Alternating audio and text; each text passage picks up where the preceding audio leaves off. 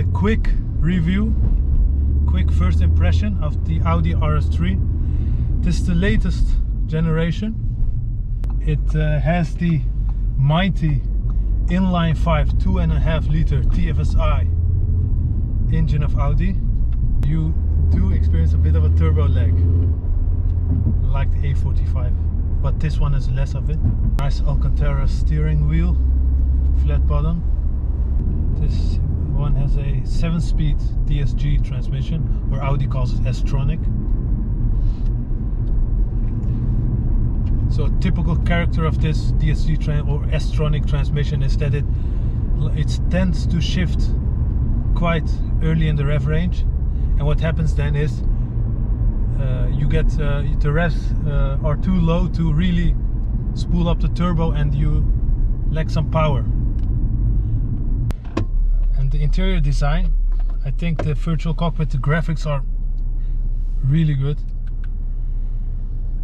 I don't know why Audi incorporated this one. We want to see a round rev counter and not that. But the first impressions of the RS3 is that when you drive it in comfort, it's quite civilized. It's not edging you on to go further and further to push its limits. You can also drive it quite civilized. The suspension is firm, of course, but it's not harsh. The engine isn't in line with the car, but it's 90 degrees turned. And so what happens then, you get more space inside the car. The wheelbase also is increased compared to other predecessors of this class, of this car. And but the downside of having that engine so much in the front is, of course, understeer. But now, look, it's pretty playful. Look. So this Haldex system, usually it gives more to the front, but with the new torque converting system of Audi RS, it tends to give a lot to the rear also, so the car stays pretty neutral. And if you push it a little bit more, you can even have oversteer. That's what makes the RS3 such a successful RS. And for the real die-hard daily drivers among us, if you want to know the fuel consumption, 12.1 liters per 100 kilometer. So fuel consumption, when you cruise on 100 kilometers per hour, it does about 5.5 liters per 100 kilometer. That's quite acceptable for such a powerful engine. And 130 kilometers per hour, then it cruises with 7.5 liters per 100 kilometer. Dynamic. We put it in dynamic, the exhaust opens up a bit, drops down a couple of gears, and we're putting it off cruise control.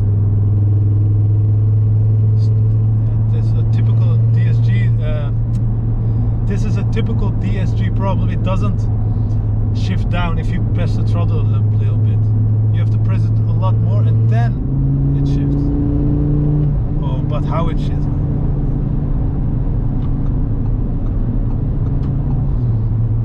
And in dynamic, the suspension is still acceptable. Oh, that 5-cylinder! And don't forget, the turbo hasn't spooled up yet. I think the turbo comes after 3000 in this car also. And that 5-cylinder is such a mighty engine.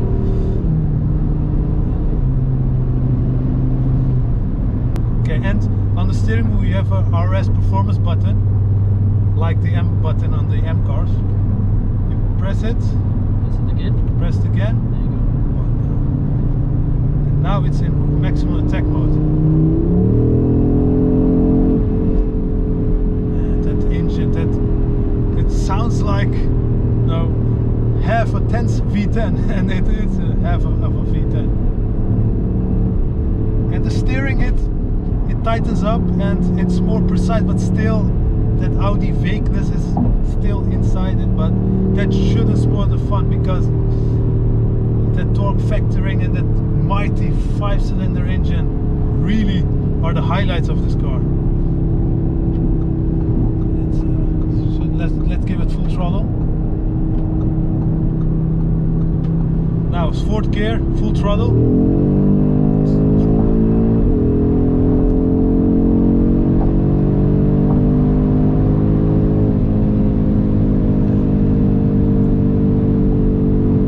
quite well. It's very fast. And it's this one is definitely not tuned. You can feel that it has 400 horsepower, but it's still plenty.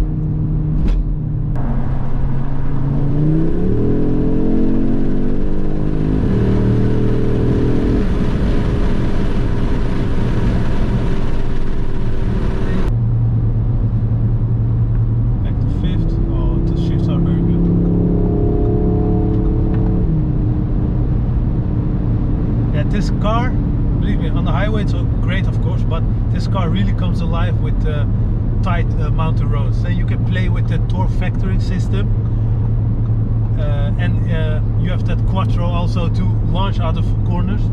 That's where this car highlights. But this car really mountain roads, it's really enjoyable because this car lets you enjoy these twisty roads with a safety net in a sense.